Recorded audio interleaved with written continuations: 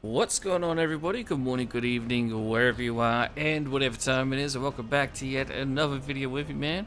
I'm Measureholic, and ladies and gentlemen, welcome to episode 8 of my Carthaginian campaign for the divided Impera of Hormone for Total War Rome 2. Today, ladies and gentlemen, we continue the Second Punic War against Rome and her allies as Xanthippus leads the assault on Apollonia, aka Epirus.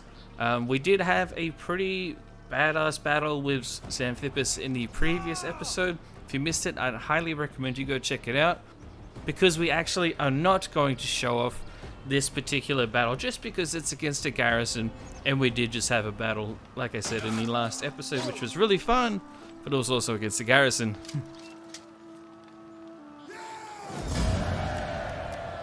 We do get a decisive victory. We wipe out the garrison and we take the city for ourselves. We're going to sack the city though, again killing all of the Roman citizens that were sent there to colonize Greece, and then we will liberate it and allow the local Epirites to try and hopefully gain their own independence, at least under our leadership, of course. We want to lead the coalition against Rome.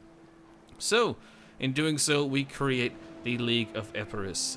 At least that's a rough translation of the name. The Romans still do have one small legion to the north in the mountains above Macedonia. And then the Illyrians, of course, have settlements directly to our north. And the Illyrians also control Pella. So Pella will definitely be the next target for Xanthippus. However, he needs to recover his losses, especially amongst his Spartans, before that happens. But anyway, we're going to be focusing a little bit more on Sicily and the west. So in Sicily, we have a Roman legion trapped by the first Maganid army led by General Barricas.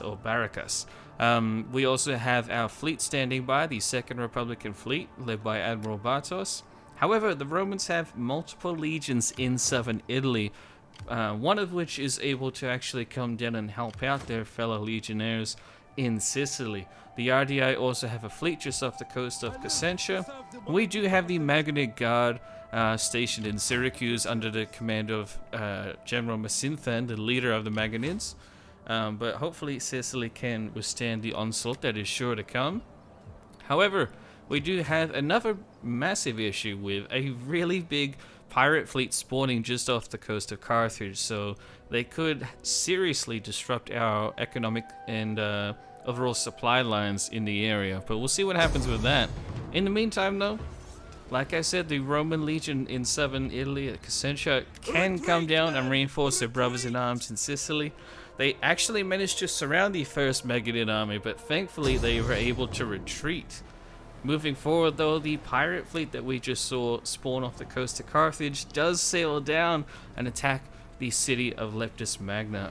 Leptis has a very small garrison, and all of these ships that are in this pirate fleet are really big, and they all have marines. So even though I could have done a lot more damage if I thought this manually, I figured, you know what, it's not worth it. Let's just go ahead and order us over and lose the city anyway.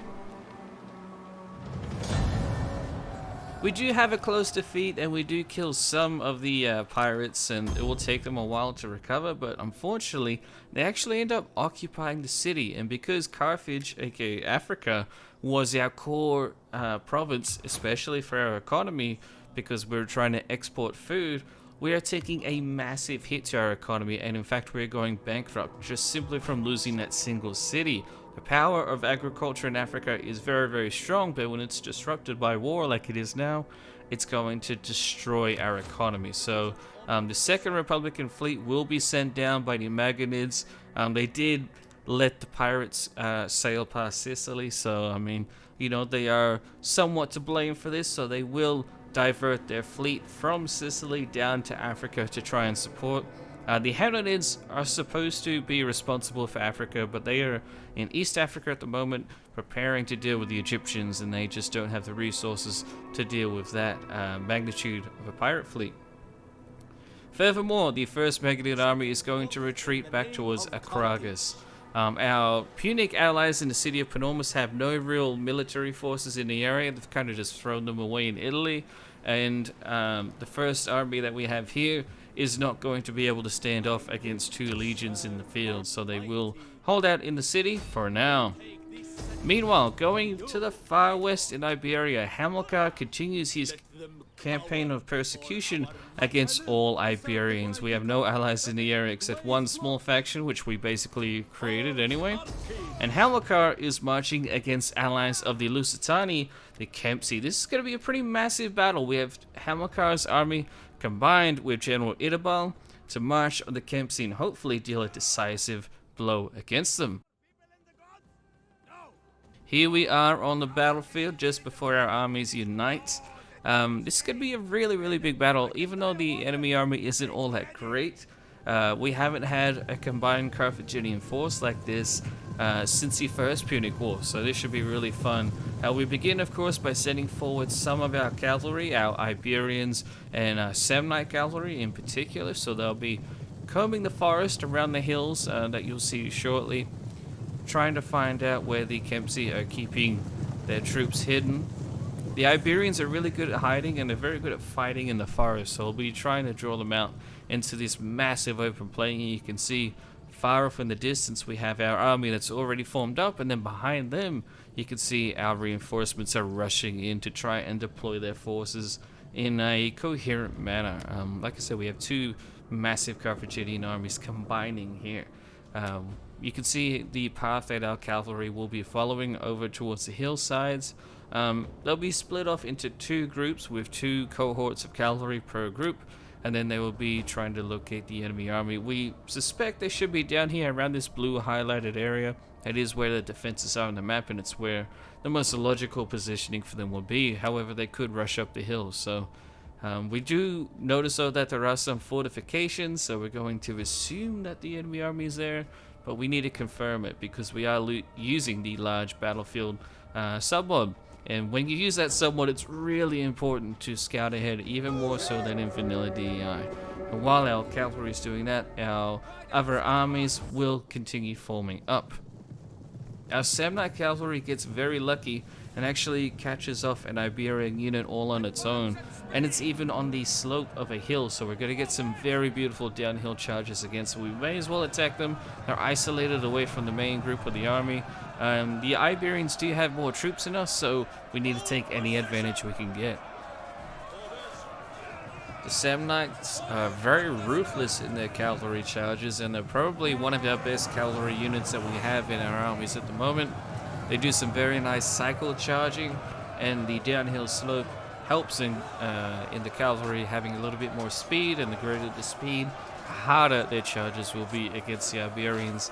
And their swordsmen are no match for being surrounded and isolated and just dealt with so savagely, so they will be sent off the battlefield, and the opening salvos against the Kempsey go very well for us.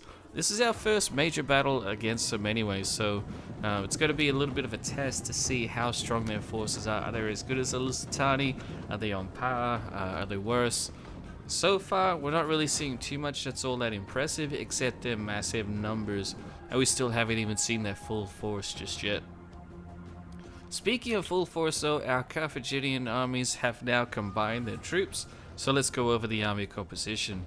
On the far left hand wing we have a massive contingent of cavalry. We have 3 sets of Numidian cav in the front, followed by 3 more sets of Iberian cavalry, basically mid to low tier. Then we have 2 sets of Turdetani spearmen who are mercenaries, followed by a contingent of African elephants. Going to our massive center area, we basically have combined our 2 centers into one. We don't have a right wing at the moment. We have General Hamilcar on the right and General Idabal on the left. And in front of Idabal and Hamilcar, really, we have a massive line of Balearic slingers, both mercenary and AOR units. In the first line behind them, though, so this is our first melee line, we have our line of primarily Gallic troops and Iberians. These are our more barbaric troops. They will be focusing on just charging into the enemy, dealing as much damage as they can, and then pulling out if they can. If not, they'll just retreat when needed. We also have a Libyan unit thrown in there as well. Then finally, in our last line, we have on the left hand side 2 units of Italian mercenary troops, pretty well equipped, good units overall. And then on the center to right side, we have our Brutian troops. These guys are the veterans from Italy that have followed Hamilcar all over Africa, now to Iberia. And we have another unit of elephants. The armies begin by marching forward at a pretty steady pace, running and then walking where needed. We are in a rush to engage the enemy before they can really get into a proper good defensive position. We don't want them getting up on the hill, for example. So we're going to push forward very quickly and then keep our forces out in the open so as to hopefully draw the Iberians into a favorable engagement for us. You can see we have a massive amount of cavalry, so we need to really avoid having too much terrain playing into the battle at all.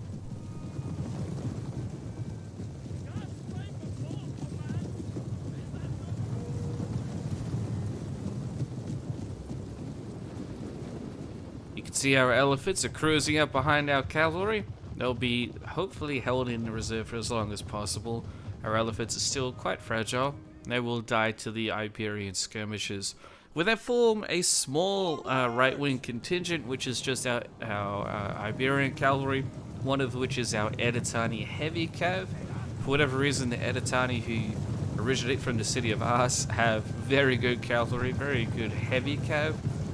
They are melee cavalry though, they're not really built for shock damage and whatnot, so we'll hopefully be getting them engaged in long grind out fights. And then we have elephants very close behind them as well, who have been trained to work in cohesion with our cavalry. But here's a nice big view of our entire army. It's really big. I love these kinds of battles where we get to combine our multiple armies together into one big one. I hope you guys enjoy that as well. We actually have some online battles where you'll be seeing some 40 versus 40 armies going up against each other very soon. However, as our army marches forward, we finally begin to see the massive extent of the Kempsey forces. They are primarily just infantry and sword infantry. I do have some minor contingents of skirmishers who are basically javelinmen, and then there are a few cavalry units on either flank, but nothing in terms of compared to our cavalry, so we should win the cav fight. The battle begins with the Kempsey sending forward their swordsmen, their lower tier swords especially, like militia and civilians. They will get cut down by our slingers before they even get to fight. And then on our far left hand flank, the enemy sends forward their cavalry, so we draw them out with our Numidian cav by skirmishing them. And then we have our Iberian medium cav follow up with a direct charge against them. So while our Iberians will take the brunt of the charges, the Numidians will be able to pick off the enemy. Meanwhile, on the right hand side, we immediately commit our elephants to the melee fight there, because the enemy actually had some pretty decent heavy cav, although they do only have the one unit. However, they have lots of infantry on our right hand flank, so we're already having to divert troops from our second line, our Brutian infantry, to get over here and support our men. The Gauls, who are fighting pretty well, and they are fighting quite bravely with a fair amount of savagery, they are taking some pretty large losses. You can see they're getting hit by multiple basically contingents of the enemy army, and they are getting hit by enemy skirmisher fire as well, so they will suffer the majority of the casualties out of all of our infantry alongside our other Iberian troops. The Brutians will fill in the gaps as needed, and they will also try to outflank the enemy on the far right hand side when appropriate. They do have their own javelins to throw though, and our cavalry and elephants on the right are ready to support when needed after dealing with the enemy heavy cav unit. But here you can see the majority of the enemy forces are now engaged in a long drawn out line. We have punched a hole through the center, and then our left hand flank of cavalry and elephants is doing a massive outflanking maneuver against the enemy. Our Terratani spearmen are doing as well. They're kind of crap. I know. But that's okay. They're pinning down the enemy as needed. Our Numidians are doing a really deep flank behind the enemy army, and they'll be focusing on running down enemy fleeing troops to make sure that they don't return to the battle. Here you can see our Iberians are charging into the flanks of the enemy, followed up by our elephants, who aren't going to deal any friendly fire, at least hopefully they won't. But they will deal a massive amount of morale damage to the enemy. And even though you can see our friendly spearmen at the top of the screen retreating, the enemy forces will follow that retreat shortly after and begin fleeing in the other direction. Our elephants on the right hand side are also getting involved in fighting against the enemy infantry, and they have our Brutian infantry ready to support. You could also see Hamilcar behind them moving in to support as well if needed, but he is trying to hold back. He's more of a commander than a warrior himself, but he will get involved in the fighting as necessary. But so far the battle is going really well for us. The Iberians just don't have the quality of our troops, and we have a massive amount of cavalry, and the cavalry seems to be winning the day for us. As the enemy line begins to break across the board, Hamilcar charges in, and he leads an all-out charge from all of our forces as they begin running down the enemy troops before they can retreat off the battlefield. It doesn't matter right now because we are attacking the Kempsey capital, so we will wipe them out regardless, but it makes for some interesting eye candy anyway, where you get to see our entire army pushing forward together as one in multiple directions, though, chasing down the Kempsey forces to make sure that they can't get back to the city. But with that, ladies and gentlemen, Hamilcar wipes out yet another Iberian tribe. He has the Lusitanian capital coming up next. Hopefully he could take them on. But with forces like these, it seems like he should be able to. Our elephants really are no match for anything that the Iberians can throw at us. While they do have some good heavy cav, we can outclass them in generalship as well. Hamilcar wins the day, and he continues his campaign against the Iberians.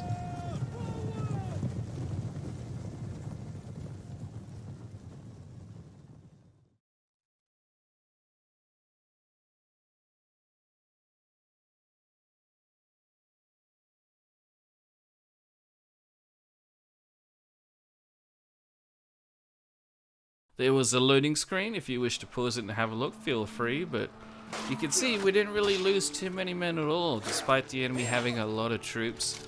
Unfortunately for them, a lot of them were militia tier level, and their cavalry was just way outclassed compared to our own. Majority of our losses were amongst our Gauls and Iberian swordsmen anyway, so no big deal.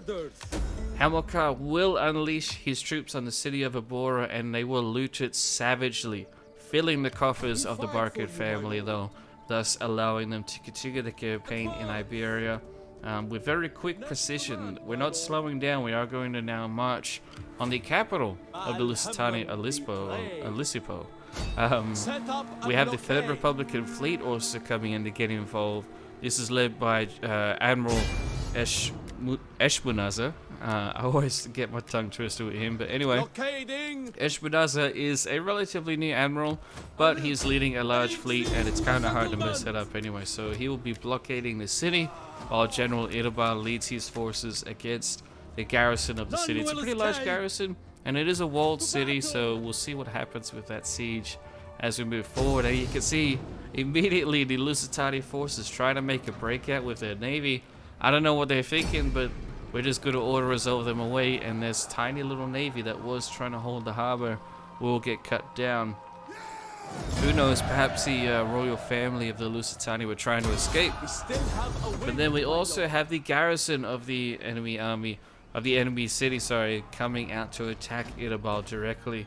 And while I did fight this one manually, it was a very easy battle. I'm not really sure why the auto-resolve is so far against us. Maybe because we didn't have too many infantry troops. But at the end of the day, we wiped out the garrison. We just have way too much cavalry, and our elephants were god tier as usual. So we're going to kill the remnants of the garrison, and while some of them will slip back into the city, we'll end up following up in the turn after by directly assaulting it with General Irbal. He launches the assault on the city. We'll order us over the way, no problem. And the city of Ilispo, aka Lisbon, falls to the Carthaginian cause. Yet again, the Barcid family unleashes its troops on the city, loots it savagely. Both cities in the area of Lusitania, the province of Lusitania, have been absolutely destroyed. Population severely reduced, but the Barcid coffers are now overflowing, and they now have a lot of money to rebuild those areas in the Carthaginian manner, while also providing troops and more mercenaries for the cause. So Hamilcar can continue his campaign. The Lusitani are not out yet. You can see at the top of the screen they do have another city at Brigantium in the far northwest corner of Iberia, so hopefully we can hunt them down in the future.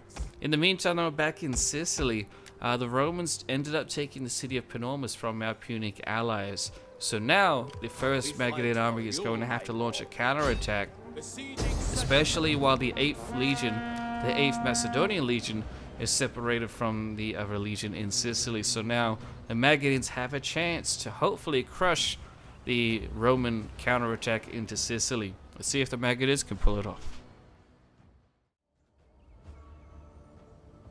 Here we are on the battlefield, ladies and gentlemen. We have General Barricas. I always forget how to pronounce him, but anyway, General Barricas leading his troops. He has his own Brutian contingent of infantry on the right-hand flank, although he only has 3 cohorts. You couldn't get much more than that. They will focus on attacking the right-hand side of the city. On their outskirts, we're going to have 2 sets of Numidian javelinmen, followed by a center of hoplites. We have 6 units in total, 3 of which on the right-hand side are Libyan-Phoenician hoplites. So pretty solid hoplites, and then on the left-hand side we have some Greek hoplites. That is the mercenary Greeks that we can recruit. Then in the rear we have some Libyan Thurio swordsmen. This is the first time we'll be using them. The main really good thing about that is that they have 300 men per unit, and they have a javelin.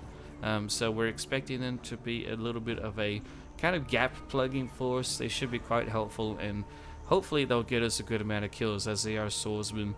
And they have that javelin, like I said. General Barricas himself is leading his personal bodyguard right here. You can see him with the leopard skin draped over his shoulders. While he's not a very experienced commander, he is a very experienced governor, so that's why he's a little bit more dressed up than typical generals might be if they're new. And then on the left-hand flank over here towards the coast, we have 2 sets of Sicilian mercenary spearmen backed up by a Libyan cavalry unit. They'll be trying to stop any troops that try to march along the coastline towards our position.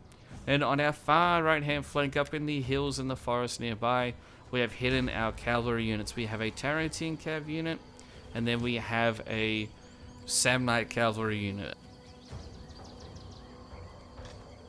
Both of which are some of the best cav that we get access to, so when the time is right, General Barricas will end up launching them against the enemy, and hopefully they'll be able to deal some very decisive rear charges against them. However, you can see the Romans have very good units here on their side.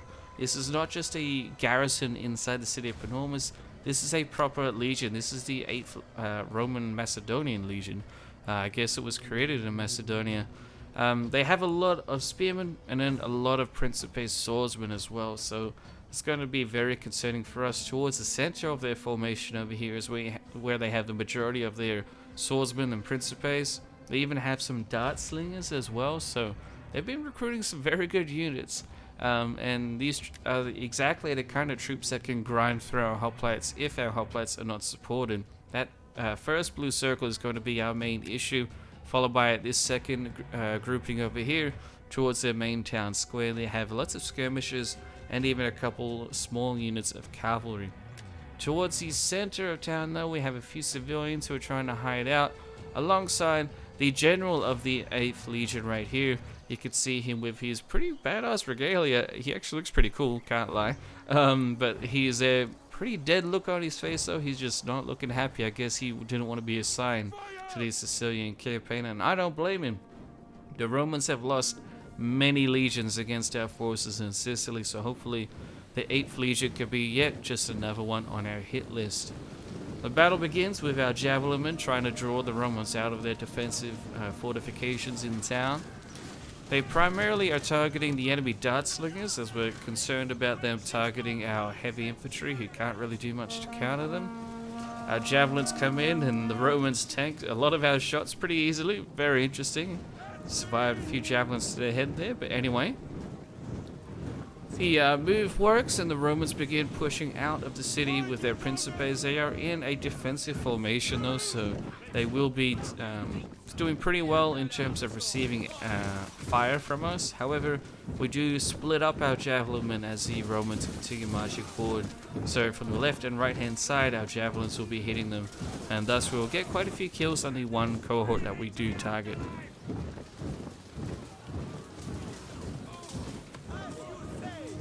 It doesn't help the Romans either that they're marching in quite slowly, so even once they do make contact with our main line here, their forward units are going to be pretty battered.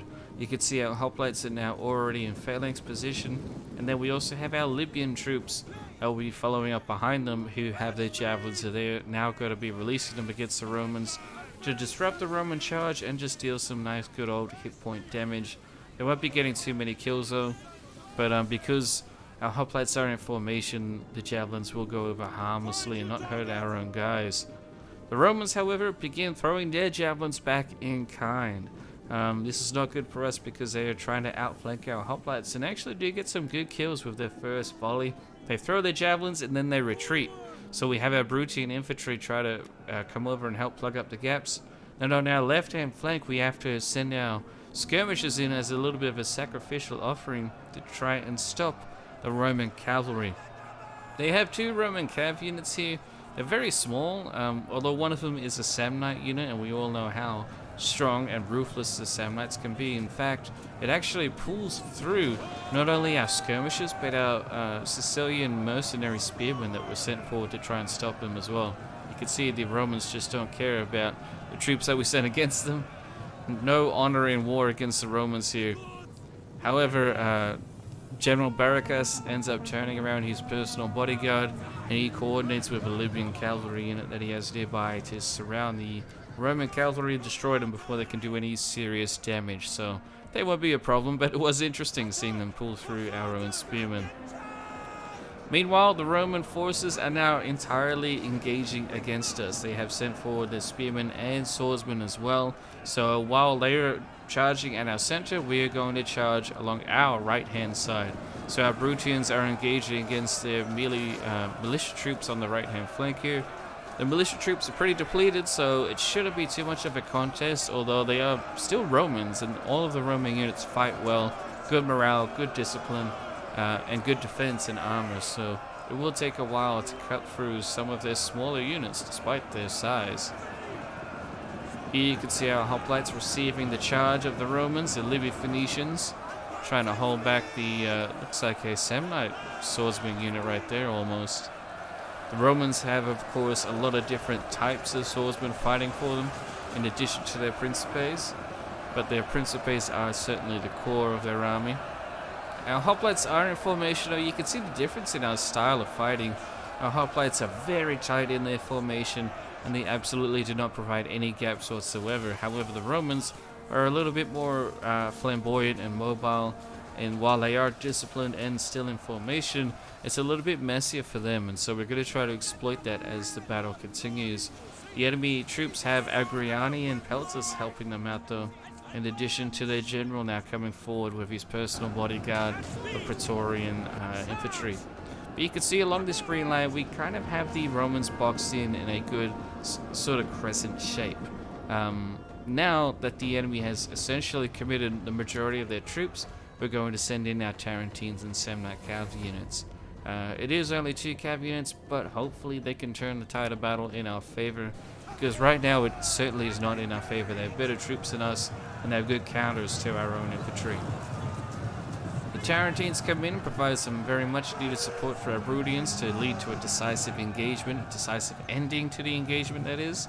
I mean, obviously we're going to win that fight, but it's really, we're basically fighting against time right now, and so our cavalry is really going to give us some shortcuts in dealing with some of the lower tier Roman units.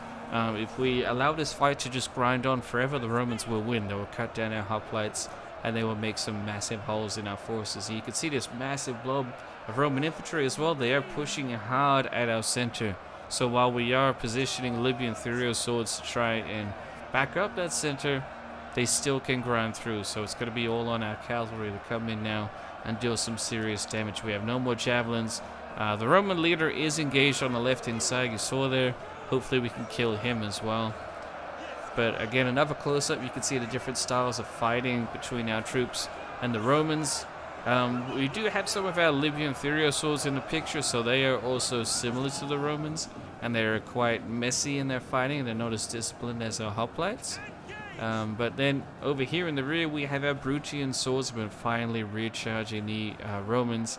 The Romans do have so many troops though that they turn around a few contingents to face our Bruttians, although these troops are pretty low in morale and they've suffered a few casualties from various things now. So the Bruttians end up routing some of the Romans on the initial charge. It also helps that we have our Numidian cavalry or Libyan cav in the area that will help provide rear charges. But we still have this massive blob that we need to deal with. That's a big issue there. And we're going to start folding up our left-hand side while also trying to pin down the enemy general. So General Barracas is actually going to come in himself and organize rear charges against that Roman general. If we can kill him, then that will deal massive morale penalties against the Legion here. But so far the Legion's holding very well against our troops despite the back and forth hammer and anvil charges of our cavalry. We finally begin to see some of the Romans retreat. Definitely not retreating en masse just yet, but some of their units that initially began the engagement are getting worn down. And it also helps that we have our cavalry conducting rear charges. And with those rear charges, we're actually even beginning to see some of the spearmen of the Roman army retreat. The majority of the spearmen being their extraordinary, basically triarii level units. So that's actually quite impressive that our cav accomplishing that, but you can still see a very large portion of the Roman army is still left in the fighting. Here is a close-up of our cavalry trying to deal with the Praetorians of the personal bodyguard of the Roman general. Fighting in a pretty loose formation as well, but you know, they're still relatively disciplined. When one of their troops gets pushed back, another one steps in his place to push back one of our own units. General Barracas pulls out his personal bodyguard just to distract the Romans just in time for a deadly charge from our Samnites from behind. Samnites being very decisive in many of the battles that we're fighting against the Romans and the Iberians. They seem to be happy to fight whoever it is that we can pay them to do so. Meanwhile, the rear of the enemy formation is now beginning to collapse slowly. Our Bruttian infantry is starting to make some serious headway, and our cavalry are now really having a pretty strong effect against the Romans. They're having more and more of their units retreat, and you could also see in the background there the enemy general's personal bodyguard retreats, and the general is killed. And with the general dying, very large portions of the Roman army begin the rout en masse. We still do have a core of dedicated Roman veterans in the center right here, refusing to retreat for quite some time. Partially because they are surrounded and have nowhere to retreat to though. But regardless, we're still not going to give up. We're going to continue pushing and crushing them quite literally under the weight of our shields.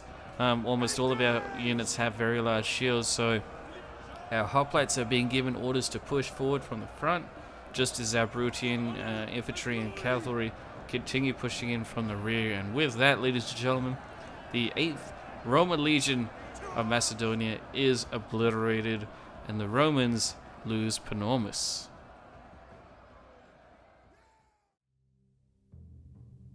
And here is the stats if you want to have a look. You can see our Bruttians got a lot of kills, but they did suffer quite a few casualties. Same thing for our Libyan swords. They took some pretty big losses. Basically, it seems that the hoplites performed the best for us. We took the least amount of losses there. Maybe we need to try and focus on that a little bit more in future battles. Like I said, the 8th Legion is entirely wiped out, and although the 1st Magadin army does take quite a few casualties, it is still in the province of Sicily, so we should be able to replenish relatively quickly. Panormus is occupied as it is a Punic settlement. We will not loot it or sack it. However, the Romans still have one major legion just north of Syracuse, However, ladies and gentlemen, we're actually going to end it there today. It's a little bit shorter of a video. I'm trying to play around with my video length time to see what you all think about it. So if you haven't, please do go to my community tab on my channel to have your say in how long you would like my future videos to be, at least for these Let's Plays. So anyway, thank you all so much for watching. I hope you guys enjoyed, and I shall see you in the next one.